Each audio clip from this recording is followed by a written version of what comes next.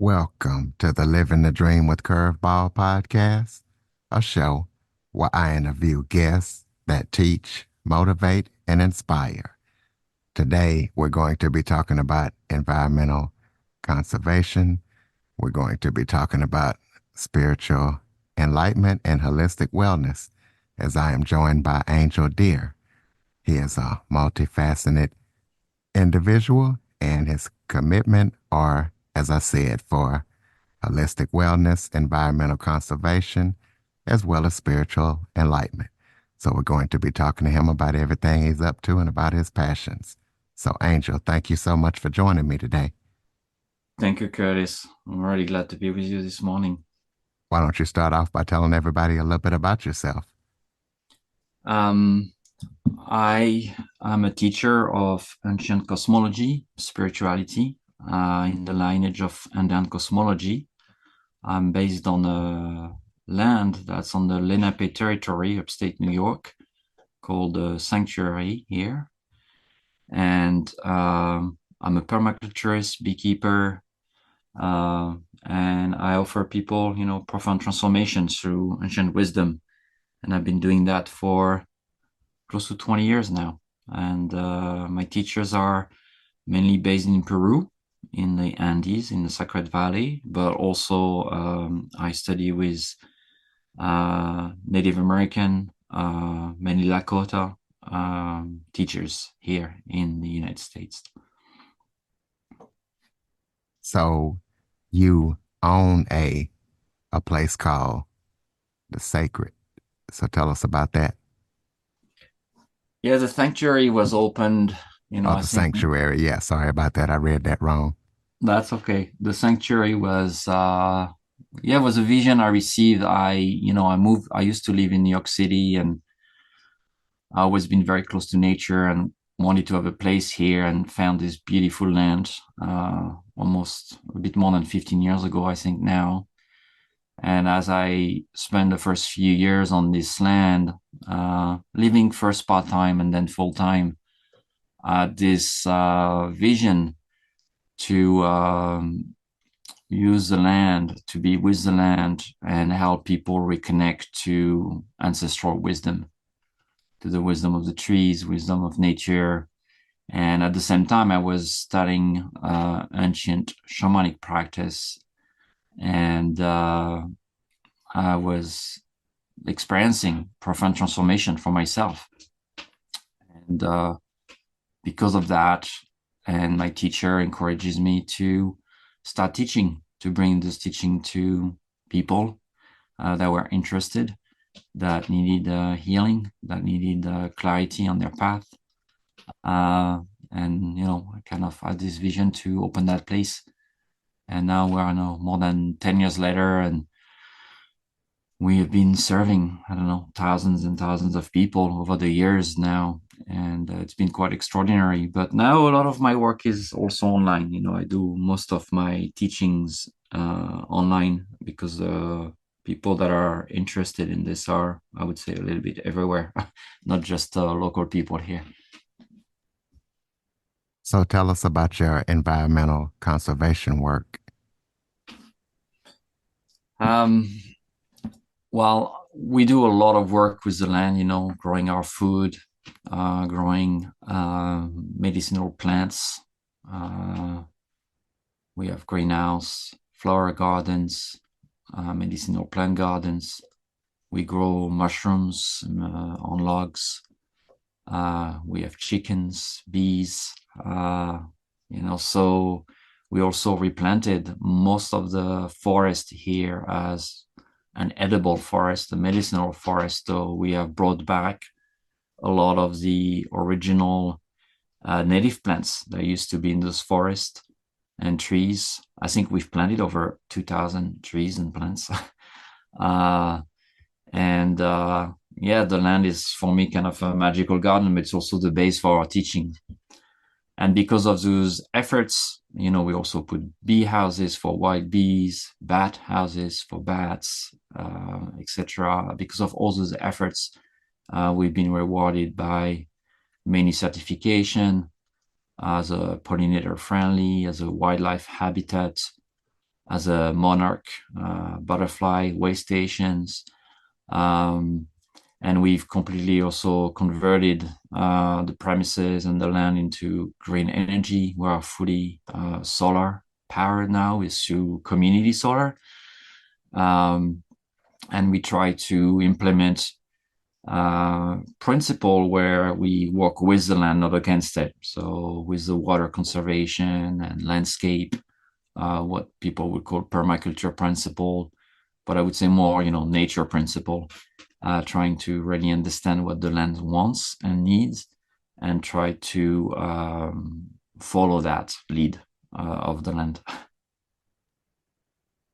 But you didn't always start out like this. You also had a corporate career before you started doing this. So tell us about your corporate career and why you decided to make the switch. Yes, I train as a veterinarian. I have a PhD in veterinary medicine, and I spent, I would say, the first 20 years of my career in the corporate world, either running companies or as an entrepreneur, so running my own business. And I did that in UK and then in US. Um, and as my career was building or growing, as I was experiencing success, business success, I would say, I would feel less and less successful inside myself. I would feel like the purpose of life was not about this career, was not about just making more money, it was not the goal. And I went through a big, what you would call maybe life crisis or a big shift, where I decided to quit everything to go find what my life should be about. That was, almost 15 years ago now. And I spent a lot of time volunteering in different nonprofit organizations around the world, at Mother Teresa in India, in the Philippines, in Nepal.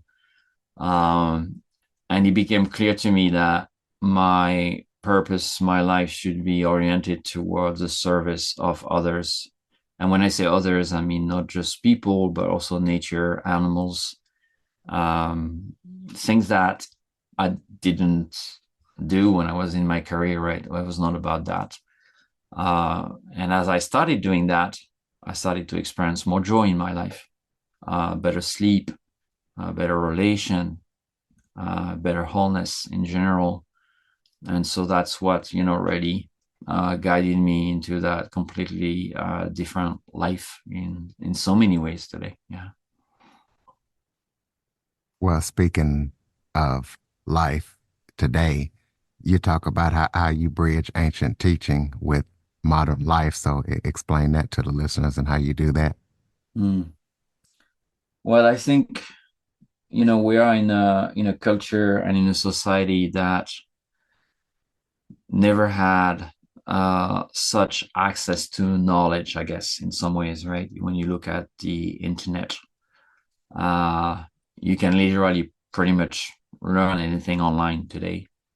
Even the big university now, a lot of their programs, you can just take it online. So um, we have all this access to knowledge from all around the world. And despite that, there is a huge um, gap, I think, heartbreaking pain in the world of search for wisdom. I think many people have come to realize that the way we are living our life is not sustainable, is not in alignment with nature, is not in alignment with each other's. There is a lot of social injustices. There is a lot of people suffering. Even in the United States of America, that's one of the richest country in the world. There's a lot of poverty. There's a lot of children that go to school hungry. There is a lot of people struggling with mental illnesses and other issues and addictions. Um, and a lot of people are turning towards ancient wisdom, towards the people that over thousands of years have learned how to live a good life, to live in harmony with each other, to live in harmony with nature. And so that's my belief, but it's also been my experience. It's not just that I believe it, it's been the experience of it, not just for myself, but the people I work with. When you start learning and discovering ancient wisdom that we can also call timeless wisdom, a wisdom that has never died for a reason because it's still very relevant, people discover that they are feeling better, that their life has more meaning, that this anxiety they've been living with for so long is fading away, that their sleep is getting better, that they finally find purpose and make sense of life. Uh, and despite those teachings, and they're on cosmology, they don't really know how old it is, but they say 5,000-year-old, 10,000-year-old teaching. We don't really know because it's an oral transmission tradition. There's no writing about it. Um, when people that are from a very different culture, the Western culture, discovers this teaching and start implementing them, they are like, that makes sense. This feels like home. Wow, I finally understand what happened to me and why I'm feeling that way. So I feel it's time, and that's why there's a rise of ancient wisdom. That's why people are turning towards this teaching. It's time for people to rediscover that. And I would say, brother, since COVID, I've seen an acceleration of that because I guess people were home and they were isolated and they were looking for connection. I could see how, all our offering now, people are just really looking for it. And there's what you would call the unexpected people that are reaching out. It used to be people that were in spirituality, maybe, interested in meditation, in yoga, that type of teachings. But now we have people that are coming from the politics, from that were lawyers, that are psychotherapists, that are coming from jobs and way of lives that is people that you would not expect to go and come to those teachings. And that gives me hope. That gives me hope that now there is a feeling that is shared globally, that we need to find another way to live together, to relate, to live in harmony with the environment. Um, and I think people are, looking for that, and they're finding that in this teaching they can find the answers they've been looking for. So tell the listeners about your book. Tell us why you decided to write it and where to get it and what we can expect to find when we read it. So my book is called The Sacred Web, The Magical Craft of Your Sacred Shamanic Space.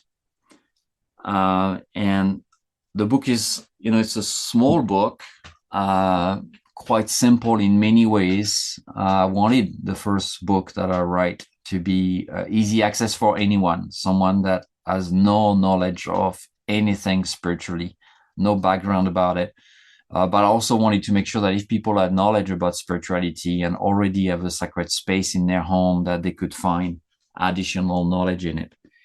And the book is for people to start creating sacred space in their home, to return to the original teaching that everything is sacred and our homes are sacred, and that we can find spiritual connection there, that we don't need to travel the world or go anywhere for it. And how do we do that? How do we create a sacred space? How do we do it from the lenses and perspective of the people in the world that have maintained sacred space in their life?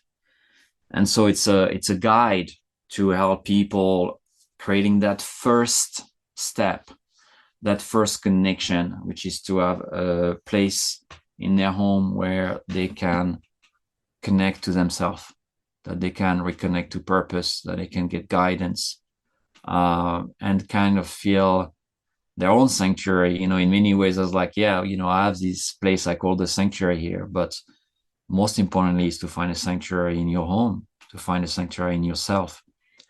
And what we call an altar, which is a personal sacred space, is the way.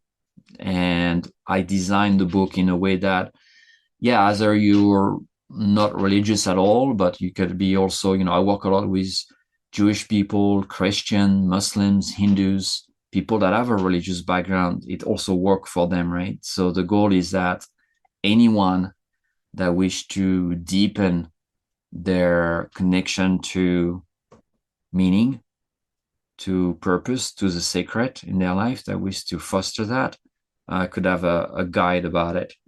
And the book was, released on January 1st this year, and it's doing really well.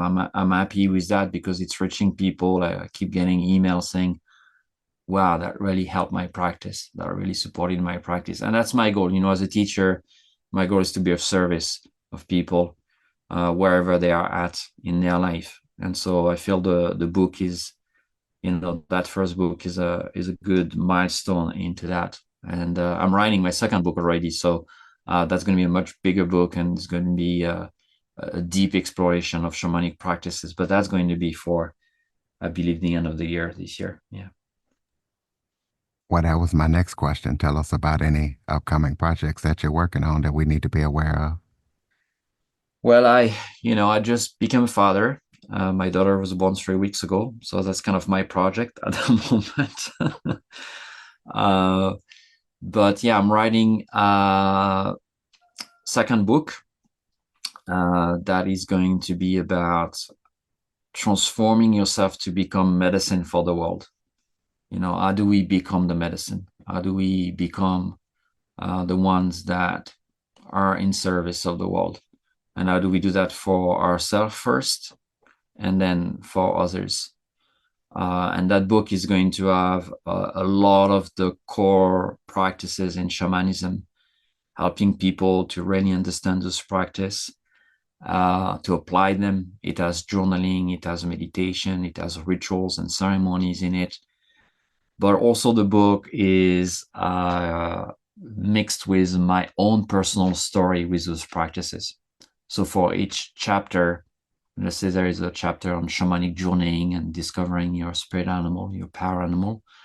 There is also, a good section on my personal story about that and how I came into this encounter.